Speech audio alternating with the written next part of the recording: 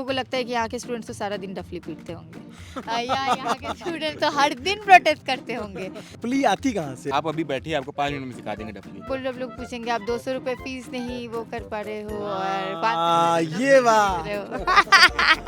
कह रहा हूँ कि हो तो आप स्टूडेंट, तो आप लोग मौज मस्ती भी करते हो या फिर एकदम तो जेएनयू वाले सिर्फ ढपली नहीं बजाते हैं ऐसा? वही। ये क्लियर कीजिए, हम पेंटिंग भी करते हैं, हम पढ़ते भी है, लिखते भी है, डफले भी बजाते हैं। क्या सुना था? चाहे दुनिया बाहर में करे कोई दिक्कत नहीं, जेएनयू वाले क्यों करते हैं हमें पता करना। हाँ ऑब्वियसली चोट लगी थी उस समय पे जो अटैक हुआ था, लेकिन भाजपा वाले तो उसको भी टोमेटो केचप बोलते हैं अब। जेएनयू वाले बिरयानी भी खाते हैं? हाँ इसलिए तो मैं बोल रही हूँ कि जो लोग सुने वो थोड़ा सुने। लेफ्ट अब कमजोर हो गया ना यहाँ पे, कहाँ पे जेएनयू में। आप क्या कर रहे हैं? राइटर्स बिल्डिंग में कुछ हुआ था उनके साथ ऐसा, आपको आपने तो पढ़ा होगा। अच्छा पता नहीं, पढ़ना पड़ेगा शायद। जेएनयू वालों से बातचीत तो करते रहो तो पूरा दिन बीत जाएगा। उनके पास लॉजिक बहुत होते हैं और आदत होती है, आदत होती है। ये रात भर जो है मतलब मेरा जब पहला इंटरेक्शन था, मैं जब आया यहाँ पे बैठा हुआ था गंगा ढाबा पे, तो 2014 की बात है। तो हम पढ़े इलाहाबाद यूनिवर्सिटी से, तो वहाँ दूसरी तरह की पॉलिटिक्स होती है। वहाँ होता है साइकिल, पंजा, हाथी, कमल, ये वाला। मतलब छात्र संघ ही होते हैं इनके, लेकिन इनकी मतलब विचारधारा और ये वो तो लड़ाई होती है, लेकिन ज़्यादातर लेफ्ट का कम रहता है। एक आध बार जैसे 2013 में एक चुनाव हुआ था जिसमें आयशा की एक कैंडिडेट चुनाव लड़ी थी, वो जीती भी थी, शालू यादव नाम था उनका। तो खैर यहाँ पे लेफ्ट पॉलिटिक्स का ज़्यादा असर दिखता है। तो जब मैं पहली बार गंगा ढाबा पे बैठा तो देखा यहाँ बात कर रहे हैं लोग गाज़ा की, फ़िलिस्तीन की, और मतलब रूस की क्रांति की बात हो रही है, फ्रांस की क्रांति की बात हो रही है। हम लोग क्या इस तरह की बहस नहीं होती। बोले उसको पकड़ के कूट दे, उसको बुलाओ, हाँ 4 लौंडे यहाँ बुला लिए। इस तरीके का मतलब हर जगह का अपना अपना अलग अलग तरीका है। आप आईसी जेएनयू से हैं, साकेत आप भी जेएनयू से, आप दोनों लोग, आप प्रेसिडेंट रह चुकी हैं और आप वाइस प्रेसिडेंट रह चुके हैं। आप दोनों लोग लेफ्ट से हैं, एक ही पैनल से थे? अच्छा, तो तब के चुनाव और अब के चुनाव में क्या डिफरेंस आ रहा है? मतलब एक तो है कि 4 साल बाद चुनाव हो रहा है, तो एक कंटिन्यूटी में ब्रेक है ऑब्वियसली। इश्यूज बहुत बदल गए हैं इस समय पे। एक तरीके से हम देख पा रहे पोस्ट पैंडेमिक इलेक्शंस हो रहे हैं, तो उसके इश्यूज हैं। स्टूडेंट्स पे काफ़ी ज़्यादा दबाव भी है कि इनसिक्योरिटी जो सोशल सिक्योरिटीज़ है उसकी हालत ख़राब है। जैसे एम्प्लॉयमेंट की, अनएम्प्लॉयमेंट की इश्यूज बढ़ गए हैं।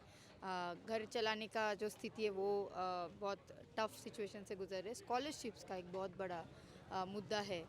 तो ये इश्यूज तब भी थे, बट वो काफ़ी पर्टेनिंग पॉइंट्स हो गए हैं स्टूडेंट्स की लाइफ में इस समय पे। तो ये सारी चीज़ें काफ़ी हम लोग देख पा रहे हैं।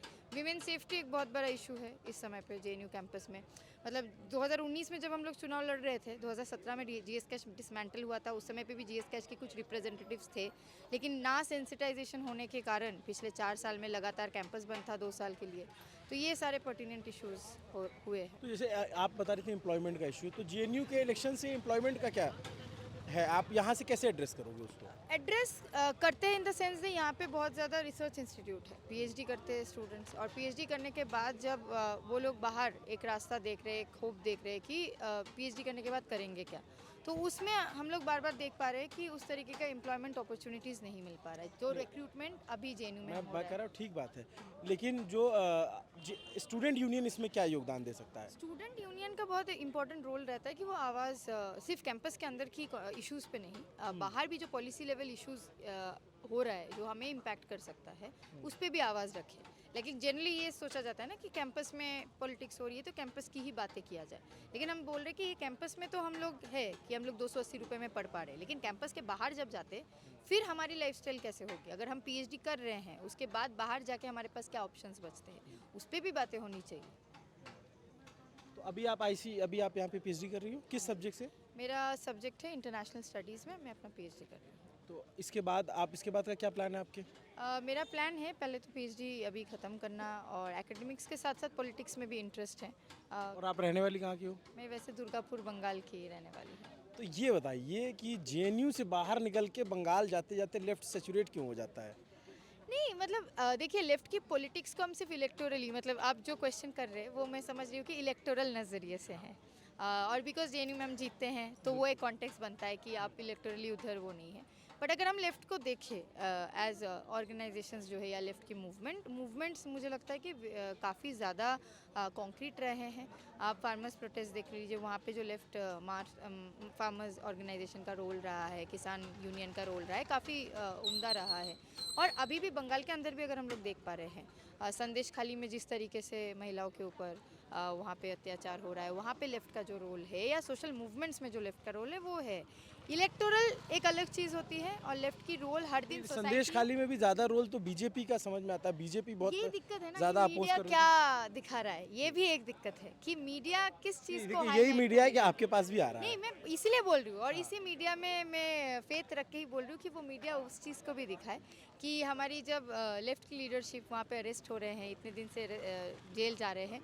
निरुपम सरदार का नाम आप पता नहीं आपने सुना होगा कि नहीं, वहाँ पे फॉर्मर एमएलए थे, उनको संदेश खाली में भी प्रोटेस्ट करने की वजह से उनको जेल में भी रखा गया था। तो हम बोल रहे ये जरी चीज़ मेन मीडिया में नहीं आ पाता है। अच्छा, जैसे आप कोई भी पॉलिटिकल विचारधारा होती है, वो जब इलेक्टोरल पॉलिटिक्स में होती है तो वो चुनाव लड़ती है और प्रतिनिधित्व की बात करती है। ज़रूर ज़रूर। इतने सालों बंगाल में आपका प्रतिनिधित्व रहा लेफ्ट में, अभी जैसे केरला में आपकी सरकार है, तो जो विचारधारा होती है वो सिर्फ विरोध या सड़कों पे प्रदर्शन के लिए तो होती नहीं है। नहीं। उसको ये चाहिए होता है कि हम जीत कर आएँ, ज़रूर। जीत कर आने के लिए लड़ते हैं।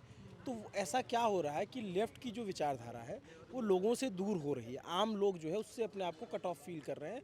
और जैसे आप देखो, एक टाइम पे लेफ्ट के 54 एमपी हुआ करते थे, लेफ्ट एक बड़ी ताकत हुआ करती थी, लेकिन अब जो है लेफ्ट कहाँ पे एकदम बहुत कम हो गया है। केरला से कुछ सीटें आ रही हैं, तमिलनाडु से 1-2 सीटें आ जा रही, तो इस पे आप लोग कुछ सोचते हैं?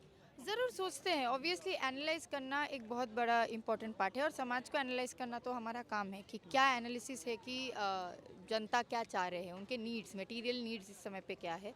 तो ये तमाम सारी चीज़ों में ऑब्वियसली हमारा क्वेश्चन है, और उस क्वेश्चन को सॉल्व हमें करना पड़ेगा। जब तक हम नहीं कर पाएंगे उस मटेरियल नीड्स को एड्रेस, तो ये बहुत एक चैलेंज रहेगा लेफ्ट के सामने आने वाले समय में भी, क्योंकि जिस तरीके से एक न्यू लिबरल अटैक है, हम लोग देख पा रहे हैं कि एक प्राइवेटाइजेशन का बहुत ज़्यादा दौर चल रहा है। जो हम जिस तरीके से इकोनॉमिक स्ट्रक्चर को भी देखते हैं, वो भी एक एनालिसिस जिस तरीके से करते हैं, उसका भी बहुत ज़्यादा बदलाव आ रहा है। तो उस स्ट्रक्चर में रखते हुए लेफ़्ट का ये बहुत बड़ा चैलेंज है आज के सामने कि हम लोगों की जो एस्पिरेशंस है, या लोग जनता का जो एक एस्पिरेशन है उसको समझे, और उस नीड्स को हम लोग किस तरीके से एड्रेस कर पाए, इसको हम लोग देखें। जैसे केरल में कुछ हद तक उस नीड्स को एड्रेस किया जा रहा है, तो हम बंगाल में भी आने वाले समय में अभी का जनता जो बंगाल का है वो किस तरीके से इन चीज़ों को एड्रेस करे, और ये क्या चाहते हैं कि किस तरीके से उनकी लाइवलीहुड क्वेश्चन हो, या उनकी जो लाइफस्टाइल की इश्यूज़ हो, उसको हम लोग एड्रेस कर पाए, ये भी देखना पड़ेगा। अच्छा साकेत, एक चीज़ आप बताओ कि जैसे आपके जो लीडर्स हैं, जैसे जो पुराने लीडर्स हैं वो तो बने हुए हैं, बाकी ज़्यादातर वो पार्टी छोड़ दे रहे हैं या फिर बीजेपी के साथ हो जा रहे हैं। इवन एक जीवंत उदाहरण लिया जाए, कन्हैया जो सबसे ज़्यादा चर्चित नाम रहे, लेफ्ट की पॉलिटिक्स से निकले, वो चले गए कांग्रेस में। तो इसको आप लोग क्या किस नज़रिए से देखते हो? देखिए, पहले बात तो मैं आपको एक बात बताना चाहता हूँ कि हम लोग जैसे जब यहाँ पे चुनाव लड़ रहे हैं, हम लोग लेफ्ट यूनिटी में लड़ रहे हैं, अलग अलग संगठन लड़ रहे हैं। तो ऐसे जैसे जिस संगठन से है उस संगठन से मैं नहीं हूँ, तो ओवरटली मतलब उस तरीके में आप किससे हो? मैं डीएसएफ से हूँ, यहाँ पे एक इंडिपेंडेंट और आप एसएफआई से हो? एसएफआई से। तो डीएसएफ एक इंडिपेंडेंट ऑर्गेनाइजेशन, बिना किसी पेरेंट पार्टी का। और कन्हैया का जहाँ तक बात है, तो देखिए मैं तो खुल के बोलूँगा कि 19 में हम जाके प्रचार किए थे कन्हैया का बेगूसराय में, मैं भी था उसमें, 1 महीना हम रहे वहाँ पे। क्यों किए? क्योंकि हमें लगा कि जेएनयू से एक स्टूडेंट लीडर निकला है जो कि एक बात कई हद तक एक सही बात बोल रहा है, और वो बाहर जाके लार्जर पॉलिटिक्स में एक हमारा मतलब एक सही पॉलिटिक्स का रिप्रेजेंटेशन कर रहा है। और जब उन्होंने कांग्रेस ज्वाइन करने का निर्णय लिया, हमने यहाँ पे एक स्टेटमेंट भी लाया कि हम इससे कहीं ना कहीं सहमति नहीं रखते हैं, क्योंकि जिस पॉलिटिक्स से वो रिप्रेजेंट, जिस पॉलिटिक्स के कारण उनका एक क्लेम टू फेम हुआ, जिसके कारण उन्होंने एक जेएनयू में चुनाव जीता, जिसके कारण उन्हें एक सपोर्ट भी मिला 2019 में जब लोकसभा लड़ रहे थे, कहीं ना कहीं हमें लगा कि वो उससे एक डाइवर्ट कर रहे हैं, इलेक्टोरल एक कारण से कर रहे हैं। मैं समझ रहा हूँ उनका जो प्रैक्टिकल एक जो कारण है, ये एक जो चीज़ है कि कन्हैया, जहाँ तक के कन्हैया की बात है, उस तक के दूसरे नेताओं की बात है, तो हमारा तो ये मानना है कि अब तक के कि पॉलिटिक्स को डाइल्यूट नहीं होने देना चाहिए।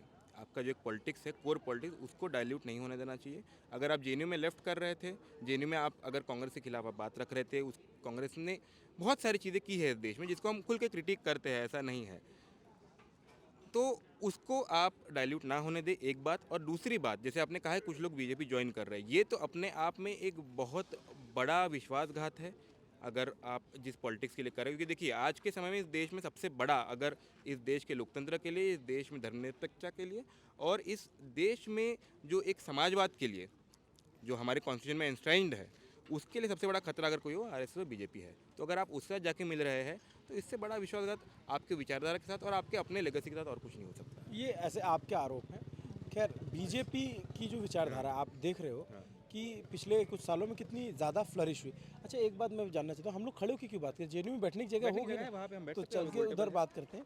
अच्छा, एक बात बताओ आप लोग आप लोग को पता है कि जेएनयू के बारे में बाहर के लोग क्या क्या सोचते हैं? एकदम।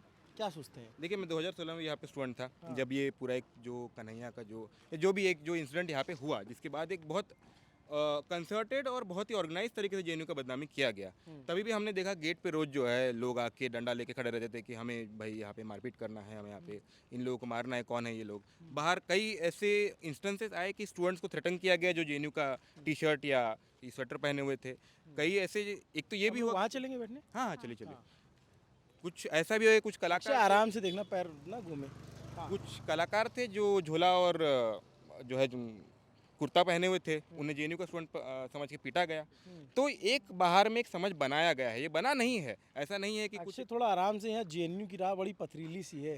हाँ, तो ये एक समझ जो है ये काफ़ी कॉन्सर्टेड और एक प्रॉपर ऑर्गेनाइज तरीके से प्रोपेगेंडा एक बनाया गया है, उसे फैलाया गया है। ऐसे नहीं है कि देश की जनता में जो ये फैलाया गया है जहर, ये अपने आप फैला। एक बात ये, दूसरा बात ये कि आज भी हम ये मानते हैं कि ये एक चंद लोग ही है जो इस बात को मानते हैं, क्योंकि हमने भी बाहर जाके उसके बाद भी हमने कैंपेन किया। ऐसे नहीं कि जेएनयू के लोग सिर्फ जेएनयू में रहते हैं। जैसे मैंने कहा 19 में हमने जाके लोकसभा के चुनाव में प्रचार किया बेगूसराय में। अगर यही बात होती तो वहाँ पे एक तो कन्हैया सेकंड नंबर पे आए और हारे definitely, but he came second और उनको एक रिस्पेक्टेबल नंबर ऑफ वोट मिला। वो नहीं मिलता अगर ये समझ जो है। ये जेएनयू की विशेष पहचान है। ये इस तरह के गोलमेज, यहाँ गोलमेज सम्मेलन खूब सारे होते रहते हैं। साबरमती ढाबा भी है। ये साबरमती ढाबा है। हाँ जी। अच्छा, हाँ, तो आप अपनी बात कंप्लीट कीजिए। तो ऐसा नहीं है कि अगर ये समझ अगर पूर्णतः होता तो उनको वो वोट आते, क्योंकि कन्हैया तो was the main face of that entire जो भी एक प्रोपेगेंडा का एक एफर्ट किया गया उसका। तो उसके बावजूद अगर ये होता है तो कहीं ना कहीं ये एक वोकल माइनॉरिटी है इस देश में जो इसको मानती है या इसको फैलाने के लिए पूरी तरीके से उतरी हुई है। आज भी स्टूडेंट जो है इस कैंपस में पूरे देश से आते हैं और यहाँ के स्टूडेंट हर जगह है। आप अगर इस देश का ब्यूरोक्रेसी देख लीजिए, इवन बीजेपी के 2 कैबिनेट मिनिस्टर तो है जेएनयू से ही है, और हर पोस्ट पे, हर स्टेट में, हर ज़िले में किसी कॉलेज में आपको जेएनयू से पढ़ा हुआ कोई एक प्राध्यापक मिल जाएगा, कहीं पे कोई ब्यूरोक्रेसी में मिल जाएगा या कहीं ना कहीं मिल जाएंगे। और वो अपने हद पे जेएनयू ने, देखिए जो ये है ना, जेएनयू देश तोड़ने का बात कर रहा है, जेएनयू ने इतने सारे लोग इस देश को दिए हैं जिन्होंने इस देश को बनाने में अपना एक कंट्रीब्यूशन दिया है कि ये अपने आप में इससे बड़ा झूठ और कुछ नहीं हो सकता कि जेएनयू देश तोड़ने का बात करता है। तो ये जो टुकड़े टुकड़े का नैरेटिव चला, और इस पे अभी भी जैसे बहुत सारे लोग हैं, उनको उनके पास जाओ, आप बोलो जेएनयू की बात करो तो बोले अरे वो तो टुकड़े टुकड़े हैं, जबकि जेएनयू से बहुत वृहद है। जेएनयू की पढ़ाई अपने एक अलग लेवल पे है। लेकिन आप लोगों को नहीं लगता कि ये एक तरीके से जो धारणा बनी, इसको तोड़ना बड़ा मुश्किल हो गया जेएनयू को और जेएनयू के लोगों के लिए? हाँ, मतलब ये ऑब्वियसली बिकॉज एक ऐसा नहीं है कि ये आउट ऑफ द वैक्यूम इस नैरेटिव को पुश किया गया। एक कॉन्सेंट्रेटेड कैंपेन था। 2016 से ये कैंपेन चली हुई है और अभी भी चल रहा है। अभी 24 का इलेक्शन सामने है। हम देख रहे हैं जहांगीर नेशनल यूनिवर्सिटी के नाम पे एक मूवी निकल रही है। बस्तर कुछ ही दिन पहले का मूवी निकला है, जहाँ पे ओपनली इस थ्रेट कॉल दिया जा रहा है कि जेएनयू के जनता जहाँ पे भी मिले उनको गोली मार दो सड़क पे खड़े करके। तो ये जो चीज़ें एक मतलब डेमोनाइज, एक यूनिवर्सिटी को एक तरीके से डेमोनाइज कर देना, उनके लोगों को डेमोनाइज कर देना। अब बात है कि हमारे साथ अखिल भारतीय विद्यार्थी परिषद के नंबर्स भी पढ़ते हैं, बाहर तो जाके टैग होगा नहीं कि कौन लेफ्ट का है कौन राइट का है। अगर सड़क पे उतार के मारना है तो वो तो मारे सब जाएंगे। तो नाउ द पॉइंट इज़ कि क्वेश्चन ये है कि डिफेम जो किया गया है, ऑब्वियसली ये डिफ़िकल्ट है कि उस नैरेटिव को हम लोग कितना चैलेंज कर पा रहे, क्योंकि जितने बार हम उस चीज़ को चैलेंज करने की कोशिश करें, कॉन्सेंट्रेटेड कैंपेन उस पर चलाया जा रहा है। लेकिन मैं बोलूँगी इम्पॉसिबल भी नहीं है। मुझे अभी भी याद है, साकेत हम यूनियन में हैं 2019 में, जब हम लोग फ़ी हाइक के खिलाफ आंदोलन लड़ रहे थे और सॉलिडरिटी की ज़रूरत थी। तमाम सारी यूनिवर्सिटी से जिस तरीके से सॉलिडरिटी आया था, और यूनिवर्सिटी के स्टूडेंट्स नहीं, यूनिवर्सिटी के बाहर जो सिविल सोसाइटी से हमें सॉलिडरिटी आया था उस समय पे, कि हम पब्लिक एजुकेशन के बारे में बोल रहे थे, सिर्फ अपनी यूनिवर्सिटी के बारे में नहीं बोल रहे थे कि फ़ी हाइक हो रहा है। हम बोल रहे थे तमाम सारे स्कूल कॉलेजेस में जो खर्चा फ़ीस की खर्चा है वो बहुत बढ़ती जा रही है। एंड दैट इज़ समथिंग हमें लगा कि वो आम जो जनता है उनको साथ कनेक्ट कर पाए। वो हम जो बेसिक बात बोल रहे थे कि जो बजट है, बजट में शिक्षा में जो खर्चा होता है वो मतलब हम तो बोलते हैं, यहाँ पे नारा लगाते हैं कि शिक्षा पे जो खर्चा हो बजट का 10वां हिस्सा हो। और हम सवाल कांग्रेस की सरकार से भी पूछे हैं और अभी भाजपा के सरकार से भी पूछ रहे हैं, और हम मानते हैं कि ऐसे ही नैरेटिव हम चेंज कर पाएंगे, जहाँ पे हम बेसिक शिक्षा, बेसिक हेल्थ केयर, बेसिक जो हमारी पढ़ाई लिखाई की क्वालिटी एजुकेशन, इन तमाम सारी चीज़ों को जो हम जनता जनरली चाहते हैं कि पूछे, उस बातों को हम फिर से पूछ पाए, वो जनता के सामने एक पक्ष रख पाए। और मैं इसीलिए 19 का उदाहरण दे रही थी, तो जो एक पॉजिटिव हमें सॉलिडिटी मिला था कि नहीं यार, जेएनयू के जो क्वेश्चंस है ये इतना भी गलत नहीं बोल रहे, वो कुछ ऐसे सवाल उठा रहे जो हमसे भी कनेक्ट करता है। तो मुझे लगता है कि कुछ अच्छा, आप जैसे बाहर जाते हो किसी नॉर्मल दुकान पे या फिर किसी दोस्त के यहाँ या किसी दूसरे राज्य में, तो आप बताते हो जेएनयू से, तो लोगों का क्या रिएक्शन होता है? ऐसा नहीं है कि हर वक्त ऐसे नेगेटिव रिएक्शन होता है। मैं ये नहीं पूछ रहा हूँ, मैं कह रहा हूँ कि कैसा होता है, हाँ, पॉजिटिव नेगेटिव, क्या नेगेटिव भी पॉजिटिव होता है? पॉजिटिव होता है, नेगेटिव भी होता है। जैसे रिएक्शन ऐसे मतलब सरप्राइजिंग भी होता है। कुछ लोग क्या? पूछ जैसे कुछ नैरेटिव्स है, जैसे लोगों को लगता है कि यहाँ के स्टूडेंट्स तो सारा दिन डफली पीटते होंगे, या यहाँ के स्टूडेंट तो हर दिन प्रोटेस्ट करते होंगे। तो ये सारे नैरेटिव्स है। उसको जिस तरीके से दिखाया गया, लोगों को लगता है ये तो 24/7 प्रोटेस्ट ही करते होंगे, इनकी तो क्या, ये पढ़ाई लिखाई थोड़ी करते हैं। तो बहुत बार अच्छा, ये एक बात बस मैं इसमें ऐड करना चाहूँगा कि बाहर ये आता है, कई लोग पूछते हैं कि आप लोग तो ये करते हैं, थोड़ा ऐसे घूमिए, हाँ।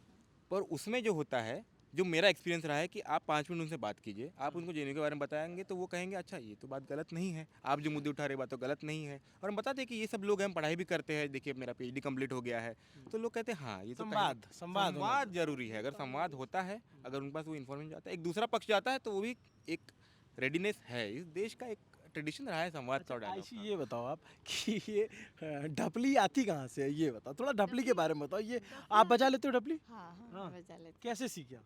यही आके सीखी, आपको भी सिखा मतलब सकते हैं, 5 मिनट आपको लगता है डफली हैं? सिखाने में। आप अभी बैठिए, आपको 5 मिनट में सिखा देंगे डफली। अच्छा। बहुत मुश्किल नहीं है। नहीं, मतलब ढपली आई कहाँ से? मतलब आमतौर पे और जगह के चुनाव में ना ढपली, मुझे लगता है कि जेएनयू से ही गई होगी तो गई होगी, नहीं तो जेएनयू में ढपली जो है सबसे सोचना ज्यादा। पड़ेगा। हाँ? हाँ मतलब हो सकता है। कभी सोचा है कि ये ढपली क्यों आई?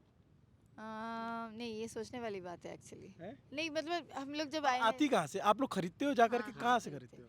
मतलब कभी कभी हाँ म्यूजिक स्टोर में आप जाइए, म्यूजिक स्टोर्स में खरीदते हैं, या और इधर करना, नहीं तो जैसे- लाइट नहीं पड़े। हाँ, अ, कहीं पे भी किसी भी म्यूजिक स्टोर से मिल जाता है, अच्छा, तो हम लोग खरीद लेते हैं हाँ। बाजार से जाके जब जरूरत। कितने की आती है एक ढपली?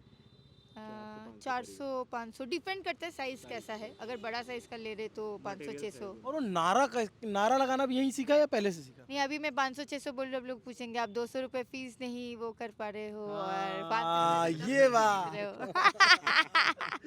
ये बात है कि 200 रुपए की फीस के लिए लड़ रहे पूछ रहे हो, और थे ना आप। अरे मैं इसलिए, आपने खुद ही याद दिला दिया, मैं थोड़ी, मैं तो मतलब 400-500 तो भाई ये भी हो सकता है ना, 10-10 रुपए के सबने नहीं, चंदा दे obviously, करके। वही चंदा बात ही होती है। होता है। चंदा एक बहुत बड़ा इम्पोर्टेंट पार्ट है जेएनयू अच्छा, का। जैसे चंदा चंदा तो होता है ना, होता है एकदम। तो जैसे आप जैसे नारा लगता है यहाँ का, नारा बड़ा जैसे देखने में अपने आप में बड़ा, आप लोग एकदम ऊंचे स्वर में एकदम नारा लगाते हो, जैसे कन्हैया का देखा हम लोगों ने, तो वो नारा लगाना यहाँ आके सीखते हो या फिर पहले से देख लेते? नहीं मैंने तो यहीं आके सीखा है, मेरा पर्सनल एक्सपीरियंस है। मैं मास्टर्स में यहाँ पे जब 2016 में आई, तो उसके बाद जब से जाती थी प्रोटेस्ट वो में, जैसे आप गाना नारा गाती आपका मेन स्लोगन क्या होता है? थी। बहुत सारे इनकलाब जिंदाबाद, छात्र एकता जिंदाबाद, ये सारी चीजें। इनकलाबो इनकलाबो करके हाँ, एक नारा। इनकलाबो इनकलाबो इनकलाबो और जिंदाबाद। वो आज़ादी वाला नारा जो है, हाँ, आज़ादी वाला नारा भी बहुत सारे लोग लगाते हैं। किस किस चीज़ से आप लोग आज़ादी क्या नारा लगाते हो? हम लोग हाँ, भूखमरी से आज़ादी, हाँ, पूंजीवाद से आज़ादी, ये सारी चीज़ें। ये सब। हाँ। फांसीवाद से आज़ादी। हाँ। और ये नारा जो है, ये नारा थोड़ा बदनाम हो गया है। हाँ। बहुत दुर्भाग्य की बात है। नारा शुरू हुआ इस देश के नारीवादी आंदोलन से, जिन्होंने सबसे पहले ये नारा दिया। 2012 से ये नारा पॉपुलर हुआ है। 2012 में याद कीजिए, बहुत बड़ा एक प्रोटेस्ट हुआ था इस देश में, जो है सेक्सुअल वायलेंस के, गैंगरेप के खिलाफ एक बहुत बड़ा प्रोटेस्ट। उसमें नारा लगा था, रात को सड़कों पे चलने की आज़ादी, घूमने फिरने की आज़ादी, शादी करने की आज़ादी और ना करने की आज़ादी, बच्चा पैदा करने की आज़ादी और ना करने की आज़ादी, साथी चुनने की आज़ादी और ना चुनने की आज़ादी। ये नारा 12 से शुरू हुआ, पॉपुलर हुआ, प्रचलित हुआ। ये नारीवादी आंदोलन का एक नारा है और इसको आज इस तरीके से एक बदनाम किया गया, ये अपने आप में बड़ी एक दुर्भाग्य की बात है। काफ़ी मतलब एक सैड आज का ये है। आज़ादी क्यों चाहिए आपको? हाँ, आज़ादी तो है ऑलरेडी देश में। हाँ। अंग्रेज तो चले गए, हाँ। तो फिर आज़ादी क्यों चाहिए आप ये लोगों को? बात होती है कि हाँ, हम बोल रहे हैं कि हाँ वो लोग चले गए, लेकिन हमारे देश के अंदर भी अभी भी बहुत सारी चीज़ें हैं जो जनता है जो अभी भी सर ऊंचा करके अपनी डिग्निटी के साथ जी अच्छा, नहीं एक नारा आप लोग और लगाते हो, ब्राह्मणवाद से आज़ादी। तो वो पर्टिकुलर किसी जाति के लिए होता है या फिर नहीं, क्या नहीं, है? नहीं, हाँ, नहीं, उसके बारे में थोड़ा जो बताइए। एक स्ट्रक्चर है, जो एक पावर हायरार्की है। जब हम एक लाइन में इसका हाँ। जवाब दूं? एक भाषण दिया था बाबा साहेब अम्बेडकर ने रेलवे वर्कर्स को 1935 में। उन्होंने एक लाइन में कहा था, what I mean by Brahminism is the denial of liberty, equality and fraternity. बस यही मामला है। जो आइडियोलॉजी लिबर्टी, इक्वालिटी, फ्रेटर्निटी को डिनाई करती है देश में और जिससे जातिवाद को बढ़ावा देती है, उस आइडियोलॉजी का नाम ब्राह्मणिज्म बाबा साहेब अम्बेडकर ने कहा है। उसके खिलाफ हम नारा दे रहे हैं। हम किसी जाति समूह या किसी भी ग्रुप के खिलाफ नहीं है। ये एक आइडियोलॉजी की एक विचारधारा के हम खिलाफ है। तो उसमें कोई भी हो सकता है? कोई भी हो सकता है, एकदम कोई भी हो सकता है। क्या एक बात बताइए, इस देश में जातिवाद जब है, ये तो रियलिटी है, आप भी मानते हैं, मैं भी मानता हूँ। क्या सिर्फ ब्राह्मण जातिवाद करते हैं? क्या बाकी जातियों में जातिवाद नहीं है? जो दलितों के साथ अत्याचार होता है, क्या सिर्फ एक जाति समूह के लोग करते हैं? सारी ही मतलब उसमें Even आप कभी गाँव में गए हो? जैसे कास्ट के, हर कास्ट ने अपने से छोटी एक कास्ट खोज रखी है। हाँ हाँ हाँ मैं जैसे जाता हूँ कई जगहों पे, तो मैं एक ट्राइब एरिया में था, तो वहाँ दोनों आप एसटी थे, हाँ। तो वो बोल रहे थे नहीं वो वाले छोटे हैं। आप मैं तो- आपने कभी एकदम, एकदम। महसूस किया ये ये तो चीज़? मैं देखिए, मैं खुद दलित जाति से हूँ और मैंने अपने पीएचडी भी जातिवाद के ऊपर, मेरा एक है जाति के इतिहास पे, जातिवाद के इतिहास पे। और ये बात मेरे रिसर्च में मैंने खुद देखी है कि इसका एक प्रूफ है, ये आज से नहीं हो रहा है। ये एक हायरार्किकल सिस्टम है जो है वर्टिकली अरेंज्ड है। तो मान लीजिए आप, आपके नीचे मतलब सो कॉल्ड जो आपकी नीचे की जात है, आप चाहे खुद दलित जाति से हो, आप चाहे खुद एक पिछड़ी जाति से, एक वंचित तबके से हो, आप वो आपके एक ऑपरेशन की मानसिकता ये पूरी तरीके से आ गई है और यही जातिवाद का एक बुनियाद है। ये एकदम, ये बात तो है। तो यही मैं कह रहा हूँ। तो जातिवाद जो है वो ऐसा नहीं है किसी एक जाति का, मतलब ये बात है कि एक मतलब जाति समूह जो सबसे ऊपर है वर्ण व्यवस्था में, और उसमें ये है कि उनके ऊपर कोई नहीं है, और जिनका मतलब जो कहा है जो बाबा साहब कई सारे रेटिंग में कि जिनको पूरा एक फ़ायदा इससे मिला है, तो वो उनका एक ये है। पर इसीलिए उसका नाम ब्राह्मणवाद है। पर इसका मतलब ये नहीं कि सिर्फ एक ही जाति समूह का वो आइडियोलॉजी है। पितृसत्ता से जब हम बोलते हैं आज़ादी, तो सेम चीज़ है। ऐसा नहीं है कि सिर्फ जो पैट्रियार्कल सिस्टम है, पावर स्ट्रक्चर है, वो सिर्फ लड़के ही वो कर रहे हैं। लेकिन हम जब देखते हैं कि वायलेंस होता है या हैरेसमेंट से हो रहे हैं लिंग के आधार पे, हम देखते हैं महिलाएं सबसे ज़्यादा रिसीविंग एंड में होते हैं। बट इसका मतलब ये नहीं है कि पैट्रियार्की जो आज हमारे पावर स्ट्रक्चर्स को मेंटेन कर रहा है, हायरार्की, ये सिर्फ लड़के ही करते हैं। बहुत सारी फैमिलीज़ में हमने देखा है महिलाओं के थ्रू उसको प्रोपागेट किया जाता है, उस डाउरी रिलेटेड डेथ्स लीजिए।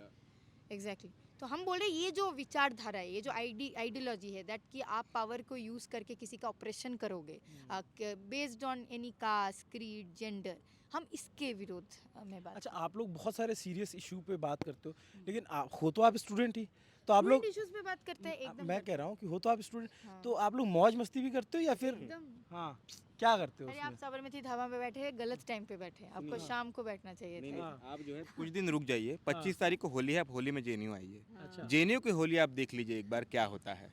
उतना एक तरफ तो गेम वेम भी खेलते हो आप लोग सारे यहाँ? सारे गेम खेलते हैं यहाँ पे बैठना। मतलब वो ये ना कि बाहर के लोग जैसे सोचते हैं जेनी वाले सिर्फ ढपली बजा रहे हैं। हम लोग, मैं वही बोल रही हूँ ना, हम लोग भी इंसान है। मतलब क्या है, इस समय पे हम लोगों का जो उम्र है, हम बाहर के स्टूडेंट्स, हम लोग सब वही चीज़ करते हैं।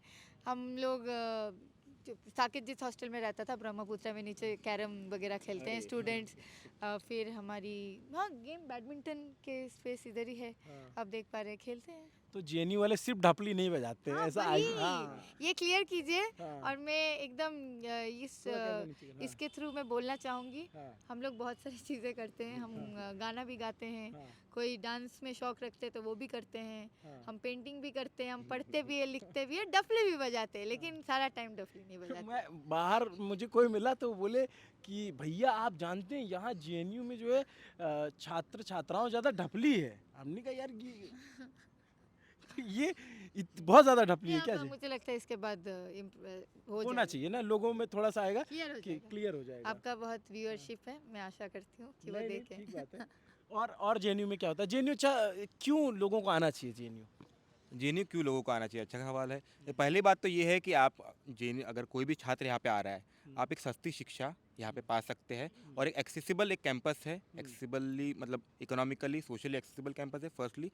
सेकेंडली आपको अच्छी शिक्षा मिलेगी। इस देश में आज जो एक विचार घोलने की कोशिश की जा रही है कि शिक्षा एक कमोडिटी है, कि भाई आप ज़्यादा पैसा दोगे प्राइवेट यूनिवर्सिटी में जाइए, लाखों रुपए दीजिए, आपको अच्छी शिक्षा मिलेगी। सस्ती शिक्षा, सरकारी स्कूल। हाथ नीचे रखोगे ना तो लाइट अच्छा सॉरी, ये थोड़ा हाँ, बोलने का यहाँ एक अभी ही होता है अभी ना। डिबेट नहीं हो रही है, हाँ, अभी नहीं, नहीं। प्रेसिडेंशियल डिबेट अभी उधर हो रही है। हाँ, वो ना एक इनबिल्ट एक ही हो जाता है। इस वाले हाथ से करो। हाँ, तो जो है कि जेएनयू में अच्छी शिक्षा और सस्ती शिक्षा दोनों एक साथ मिलती है। और जेएनयू का एक जो कल्चर है, देखिए जेएनयू का एक कल्चर ये नहीं है कि आप क्लासरूम में जाइए और वहीं पे शिक्षा है। आप अभी हम लोग बैठ के बात कर रहे थे ढाबे पे कुछ देर पहले, वीडियो रिकॉर्ड होने से पहले, आप अगर ध्यान दिए होगे हमारी बेंच के पीछे कुछ लोग कांगो और सूडान में हो रहे जो एक जेनोसाइड के बारे में काफ़ी एक डिबेट गहन चर्चा कर रहे थे। तो जो बात है कि आप जितना, मैं 14 से इस कैंपस में हूँ, 23 में मेरा पीएचडी सबमिट हुआ, जितना मैंने क्लासरूम के अंदर सीखा शायद मैंने उससे ज़्यादा क्लासरूम के बाहर सीखा। आप नागपुर से हो? मैं नागपुर से हूँ जी। तो इससे पहले आपने ग्रेजुएशन किया या डायरेक्ट यहीं पे? नहीं, मैं ग्रेजुएशन नागपुर से किया, मैंने एमए में यहाँ पे आया हूँ। तो यहाँ पे आकर के जेएनयू में आके कोई कल्चरल शॉक लगा था कभी? हाँ, एक तरीके से कल्चरल शॉक, मतलब नॉट इन दैट सेंस कि कल्चरल शॉक ये लगा कि कि ऐसी भी एक जगह है, कि ऐसी भी एक जगह है जहाँ पे आप रात को 2 बजे जो है अपना जा रहे हैं, ढाबे पे बैठ रहे हैं, चर्चा कर रहे हैं देश के विदेश पे, या कोई फिलॉसफी पे चर्चा कर रहा है, कोई कुछ पिक्चर पे चर्चा हो रही है। और सिर्फ ये नहीं कि लड़के कर रहे हैं, लड़के लड़कियाँ इक्वली जो है भागीदारी उनका है हर एक्टिविटी में। और ये एक कहीं ना कहीं एक कल्चर शॉक लगा। और दूसरा ये कि यहाँ पे जो देखिए, एक मैं आपको बहुत फ्रैंकली एक बात बताऊं कि बाहर अगर आप कई सारे मुद्दों पे चर्चा करते हैं उतना पॉसिबल नहीं है।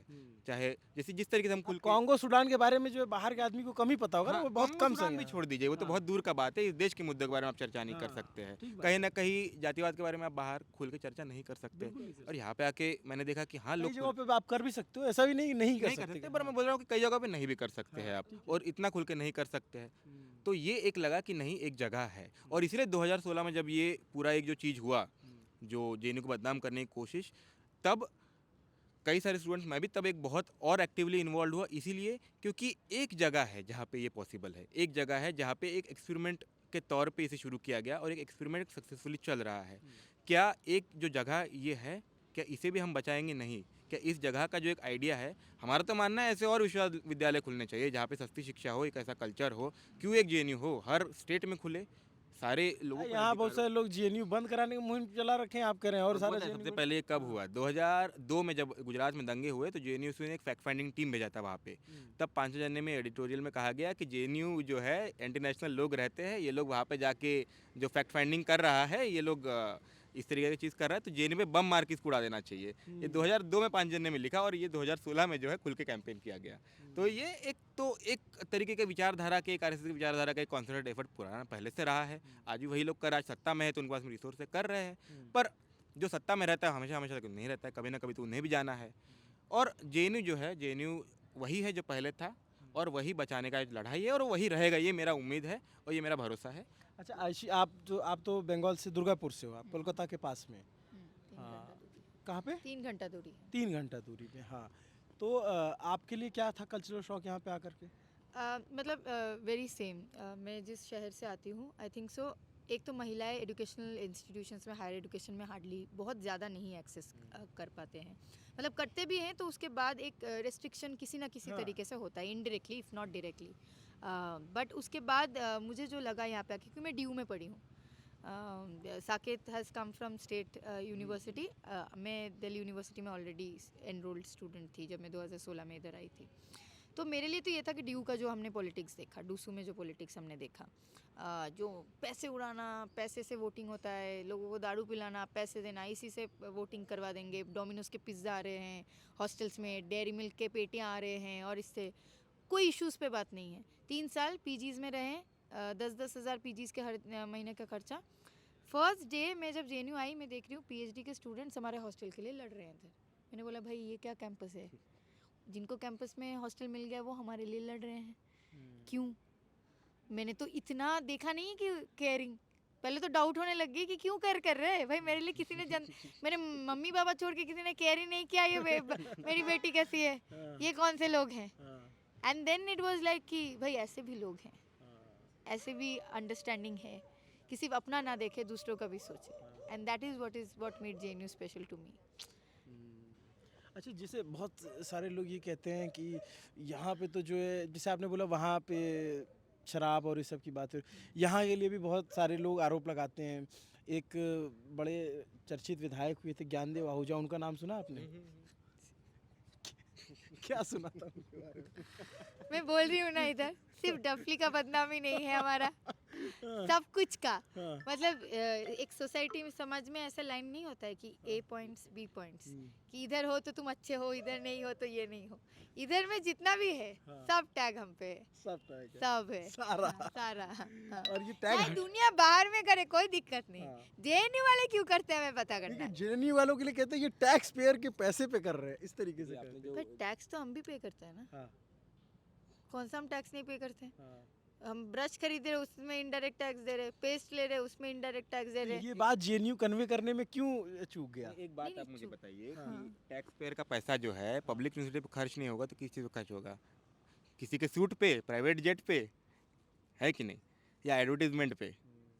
पैसा तो जनता का है। नूरानी चेहरा देखने के लिए पेट्रोल पंप पे। हैं? मोदी जी का नूरानी चेहरा देखने के लिए पेट्रोल पंप आप पे लोग को गए। मोदी जी से दिक्कत क्या है? नहीं, मोदी जी से दिक्कत नहीं, कोई भी पीएम आ जाए, हमें बजट मिलना चाहिए, हमें उससे मतलब है, स्कॉलरशिप मिलना चाहिए।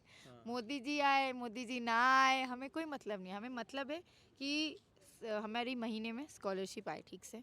हम जो हायर एजुकेशन कितनी आती है स्कॉलरशिप? जैसे नॉन नेट का आता है 5,000 मिलता है, या 8,000 रुपये पीएचडी में। पहले तो एमफिल था, अभी तो एमफिल को स्क्रैप कर दिया गया, तो 5,000 मिलता था, अभी 8,000 रुपये महीने मिलता है। जिन लोगों के पास जेआरएफ है उनको मिल जाता है कुछ अराउंड 35-40 तक, हाँ इतना मिल जाता है महीने काफ़ी का। कम लोगों को मिलता हाँ JRF तो JRF काफी कम अलग लोगों से को- हाँ कम काफ़ी कम लोगों को मिलता है, तो वही है।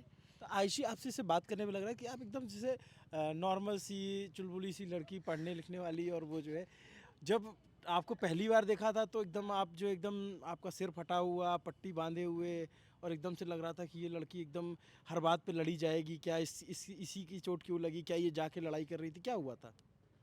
वो मतलब मुझे क्या हुआ था, हाँ ऑब्वियसली चोट लगी थी उस समय पे जो अटैक हुआ था, लेकिन भाजपा वाले तो उसको भी टोमेटो केचप बोलते हैं, अब क्या करें उनका।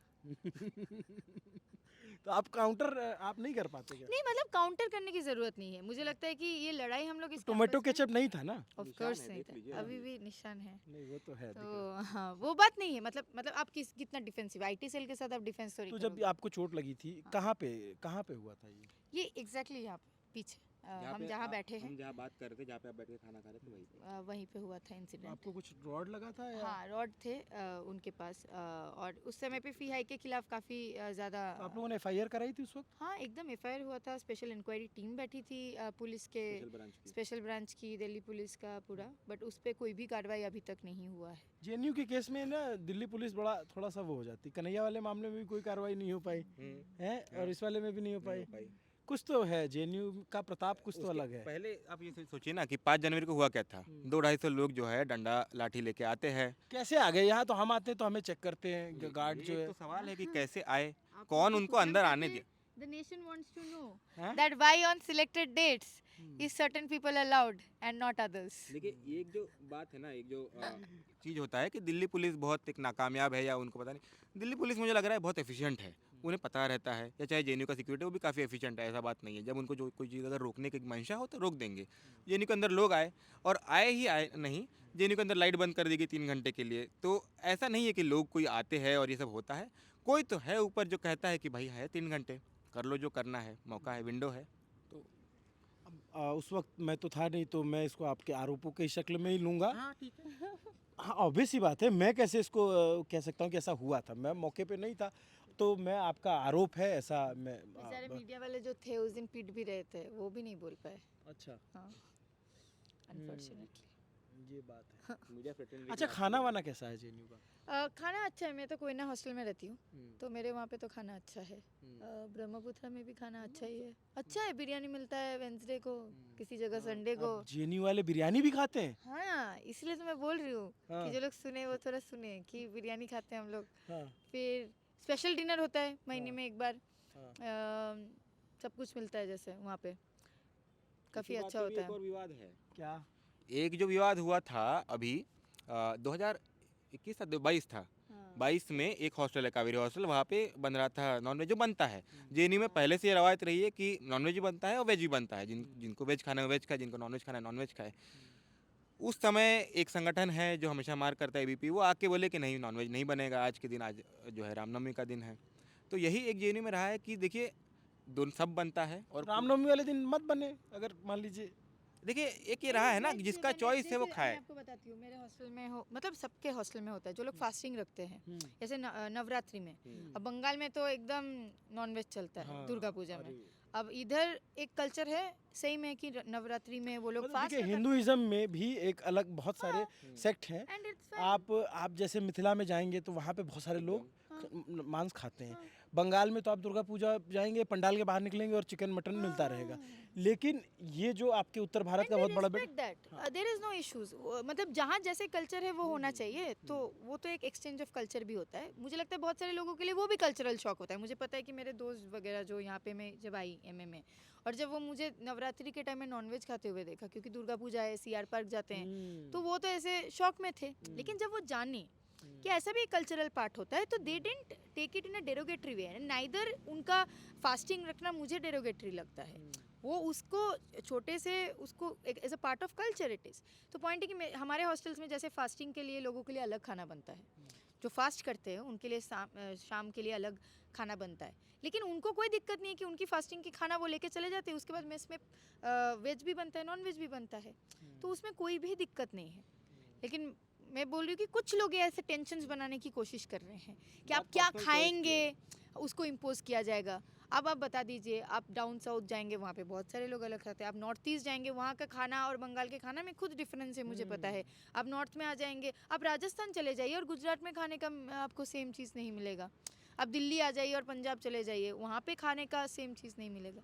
तो अगर इम्पोज करने लग जाए हम एक दूसरे पे कि खाना ये खाना है, जैसे बंगाल में मछली खाते हैं और आपको मैं हर दिन बोलूँ कि नहीं आपको मछली ही खाना है 3 टाइम, तो ये तो दिक्कत वाली बात है ना। तो हम बोले हम खाते हैं, हमारी बात है, लेकिन आप अगर वो खा रहे हैं तो आपका वो खाना है। लेकिन हम अगर एक दूसरे का खाना खा के चख के अपना टेस्ट और ज़्यादा ऑप्शंस खोलना चाहते हैं, वो अलग बात है, वो मेरा पर्सनल चॉइस है। बट ये कहीं का सही बात नहीं है कि मैं अपने फूड चॉइसेस दूसरों के ऊपर थोप दूँ एज अ फोर्स।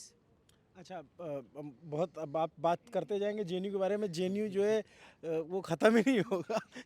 जेएनयू में बहुत सारे ग्राउंड भी है ना यहाँ पे, हॉस्टल्स भी। अच्छा, आपको पता है जेएनयू के जो हॉस्टल्स होते हैं उनका नाम नदियों के नाम पे सारा हाँ, सारे नदी। सारे आपके ना, आपका कोयना, आपका ब्रह्मपुत्र, गंगा, ताप्ती, राप्ती नहीं, और दामोदर, यमुना। हाँ। मैं आया तब कावेरी में पहले रहा, पहले सतलज में रहा, फिर कावेरी में गया, फिर माही मांडवी में गया और फिर ब्रह्मपुत्र में गया। तो 4 नदियों के नाम के हॉस्टल में। तो यहाँ सब नदियों के नाम पे बहुत अच्छा कैंपस है। अभी अंधेरा हो रखा है, दिखेगा नहीं। ये लोग जो है यहाँ पे इसी कैंपस का आनंद उठा रहे हैं। इनके साथ एबीवीपी वाले भी हैं, ऐसा नहीं है जेएनयू में। और अच्छा, एक बात बताओ आयशी, आप कि लेफ्ट अब कमज़ोर हो गया ना यहाँ पे, कहाँ पे? जेएनयू में? आप क्या कर रहे हैं? मतलब सही में नहीं, चलिए आपको ले जाते हैं कहाँ पे? प्रेसिडेंशियल डिबेट में। अच्छा, एक बात बताओ, आप अगर कमज़ोर नहीं हुआ था तो आप लोग को जो है गठबंधन क्यों करना पड़ा? नहीं, अलग कॉन्टेक्स्ट थी। पॉइंट है कि कमज़ोर की बात ही नहीं है इस समय पे, एक या आइडियोलॉजिकल ये कह सकते हैं कि एबीवीपी की ताकत बढ़ी बीते दिनों में? ऑफ कोर्स ये हम डिनाई नहीं कर रहे हैं। ये हुई ईमानदारी में। हाँ मतलब हम डिनाई नहीं कर रहे, वो बात हमारी ये बात है ना कि होगा, एक गठबंधन उस तरफ है। अध्यक्ष जी को पहले नहीं नहीं एक गठबंधन मतलब इसमें तो कोई कॉन्ट्रडिक्शन नहीं, एक गठबंधन उस तरफ एबीवीपी है, प्रशासन है, प्रशासन है, सिक्योरिटी है, पुलिस है, सरकार है उनका, तो एक गठबंधन उस तरफ, हम एक गठबंधन इधर बना रहे, पीपल्स लाइक स्टूडेंट्स गठबंधन, it's students unity versus the people who are in power. तो हम उस तरीके से इसको देखते हैं कि एक तरफ सत्य अच्छा ये लेफ्ट में कौन कौन से लोग हैं? एसएफआई, आयशा, डीएसएफ, एआईएसएफ, 4 हैं। तो इन चारों में क्या डिफरेंस होता है? बहुत सारे डिफरेंस होते हैं, उसके लिए अलग एक एपिसोड चाहिए होगी। हाँ, वो उसके लिए जो है एक अलग और एपिसोड वो तो पूरा रात चलेगा फिर। हाँ आप आइए किसी दिन सुबह से, हॉस्टल में बैठते हैं। 1924 से फिर पूरा वो आप दोनों एक दूसरे को अपोज करोगे? हाँ करेंगे in the spirit of healthy debate, हम करेंगे, हम करते हैं अपने एक दूसरे के बीच में, वो हमारा कोई उसमें आपत्ति नहीं है, पर ये बात से अच्छा लेफ्ट वाले मारपीट नहीं करते क्या? नहीं, इस कैंपस में तो ये ट्रेडिशन नहीं है कि लेफ्ट मारपीट करना। और बंगाल में? मैं बंगाल से हूँ नहीं, एक बात, पहला बात तो ये। दूसरा बात, जहाँ तक बंगाल में क्या होता है? एकदम सही से हम लोग रहते हैं शांति से। आप और क्यों केरला में? बंगाल वालों को आप बदनाम, आप केरल वालों को भी क्यों बदनाम कर रहे हैं? नहीं यही 2 जगह है जहाँ लेफ्ट है, हाँ। तो आरोप लगता है कि तो लेफ्ट सारी वाले भी। चीजें आपको दिखता है, गुजरात में जब दंगा होता है और दिल्ली के अंदर जब दंगा हो रहा है, आपको वो नहीं दिख रहा है? तो दिख तो रहा है, हम तो सवाल उस पर भी करते हाँ, हैं। तो उस पे सवाल कीजिए ना, हम दिल्ली में नहीं, ये बैठे तो हुए फिर JNU में ये बैठे वो हुए हैं। वाला हो गया कि नहीं हमसे क्यों पूछ रहे हो, उनसे जाके पूछा, हम तो सबसे पूछेंगे, हम उनसे भी पूछते हैं, हम आपसे भी बहुत पूछेंगे। शांति प्रिय लोग हैं हम लोग। शांति पे। हाँ बंगाल वाले तो एकदम शांति प्रिय लोग हैं। क्या टैगोर का लैंड है, क्या बोल रहे हैं आप? वो ममता दीदी के सिर में चोट कैसे लगी थी? ये तो मुझे नहीं पता होगा ना, ममता दीदी को पूछिए। जब वो राइटर्स बिल्डिंग में कुछ हुआ था उनके साथ, ऐसा आपको आपने तो पढ़ा होगा। अच्छा पता नहीं, पढ़ना पड़ेगा शायद। ये सही है हार जो है लोगों का। खैर मज़ेदार बातचीत रही, और यहाँ आकर के आयशी और साकेत से पता चला कि जेएनयू में लोग बिरयानी भी खाते हैं और जेएनयू में सिर्फ ढपली नहीं बजाते हैं, और यहाँ पे कोई ढपली बजाने का कोर्स नहीं होता, अपने आप सीख जाते हैं, और नारा जो है वो लगाते हैं, अच्छा लगाते हैं। ज्ञानदेव आहूजा जी जो यहाँ खोजने आए थे वो सिर्फ यहाँ नहीं मिलता, यहाँ बहुत सारी किताबें हैं, और आपको मिला वो चीज़? नहीं मुझे भी, मैं वो खोजने भी नहीं आया था, इसलिए एक बात बताइए, जो देश में तो सेंसस हुआ नहीं, अभी होना था 19 में, 20 में होना था, वो तो 21 में होना था, वो तो अब तक हुआ नहीं। ठीक है, जातिगत जनगणना की जो बात चल रही है, वाजिब डिमांड है, वो भी नहीं हुआ। किसी और चीज़ का ही सेंसस ये लोग करा लिए, और ये डेटा कहाँ से लाए, कौन सर्वे किया, इस बात के ऊपर थोड़ा पता कराइए, थोड़ा हम भी जानना चाहते हैं कि सर्वे होता कैसे है। जेएनयू में ये लेफ़्ट के छात्र हैं, हमने इनसे बात की, हम जो राइट वाले हैं उनसे भी बात करेंगे, उनसे भी समझेंगे जेएनयू क्या है, क्या चीज़ है। और जेएनयू बहुत शानदार यूनिवर्सिटी है, यहाँ पे एक बार ज़रूर आना चाहिए लोगों को देखने कि यहाँ का माहौल क्या है, यहाँ का मौसम कैसा है, यहाँ पढ़ाई कैसे होती है, और जितनी समृद्ध जेएनयू की लाइब्रेरी है, आपको दूसरे किसी यूनिवर्सिटी में शायद उतनी समृद्ध लाइब्रेरी मिले। आई थिंक जेएनयू में जो सबसे ऊंची इमारत है वो लाइब्रेरी की है, तो यहाँ जो सबसे ऊंचा दर्जा है वो किताबों का है। तो जेएनयू सिर्फ नारों में या फिर चुनाव में या फिर किसी तरीके की बातचीत या फिर किसी तरीके के आरोप में नहीं है, जेएनयू उससे कहीं ज़्यादा है। जेएनयू को जानना चाहिए, समझना चाहिए। आपको ये पूरी बातचीत कैसी लगी, लेफ़्ट वाले लोग जो है कैसे लगे, ये भी कमेंट करके ज़रूर बताइए। मेरा नाम अभिनव पांडे है, देखते रहे दी ललन टॉप। मेरे साथ कैमरे के पीछे मेरे साथी अक्षय हैं जो पहली बार कैमरे पे डेब्यू कर रहे हैं, उनको भी आप थैंक यू कह सकते हैं। शुक्रिया।